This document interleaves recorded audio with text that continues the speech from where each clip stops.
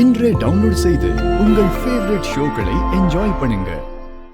ஆக்கியா சூடாமணிக்கு வாக்கு கொடுத்திருக்கா. அப்ப சூடாமணிக்கு இதுதானே ஆசையா இருந்திருக்கு. இதுக்கு மேலையும் நீ வீராவை சிவபாலனுக்கு கொடுக்க மாட்டேன்னு சொன்னா என்ன அர்த்தம்? எப்போ எனக்கு மட்டும் நான் சிவபாலனை பிடிக்காதான்? இன்னும் சொல்ல போனா அவனை மாதிரி ஒரு பொருத்தமான மாப்பிள்ள நம்ம வீராக்கு வேற யாருப்பா கிடைப்பா?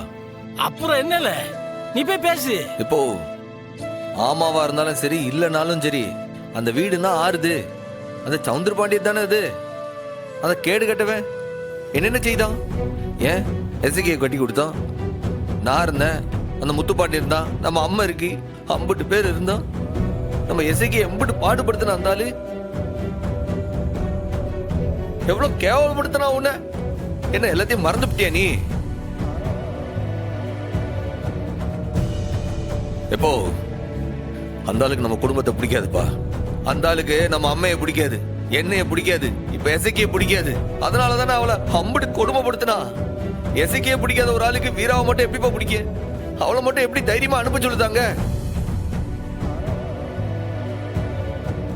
நீ சொல்றதெல்லாம் கரெக்ட் தான்டா. ஆனா வீராவையும் சிவபாலனையும் தனி கொடுத்தனே. தனி கொடுத்தன போனா மட்டும் விட்டுருவானா உங்க அப்பன்? என்னல பேச? உன் அப்பனை பத்தி உனக்கு தெரியாது? இல்லை, அம்மா ஆசைப்படுறது தப்பு இல்ல, அத்தை ஆசைப்படுறது தப்பு இல்ல. ஆனா அத அந்த சவுந்தர பாண்டியன் ஆசைப்படணும்ல. அவனுக்கு தான் பிடிக்காதுன்னு தெல்ல தெளிவா சொல்லுதாம்ல. வரவென்ன சண்முகம், நான் ஒன்னு சொல்லவா? இப்ப நீ என்ன சொல்ல போத? ஒன்னும் இல்ல. சண்டை போட்டு சாதிக்க முடியாத விஷயத்த சமாதானமா சாதிக்க முடியும்டா. இல்லை, இப்ப என்ன செய்ய சொல்லுத? நீ ஈகோ பார்க்காம ஒண்ணு பண்ணணும். நேரா அப்பா கிட்ட போய் நேருக்கு நேரா பேசணும்.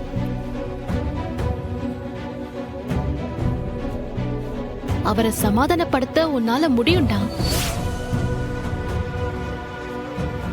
அவரை சமாதானப்படுத்திட்டா இந்த கல்யாணம் ஈஸி ஆயிடும்ல.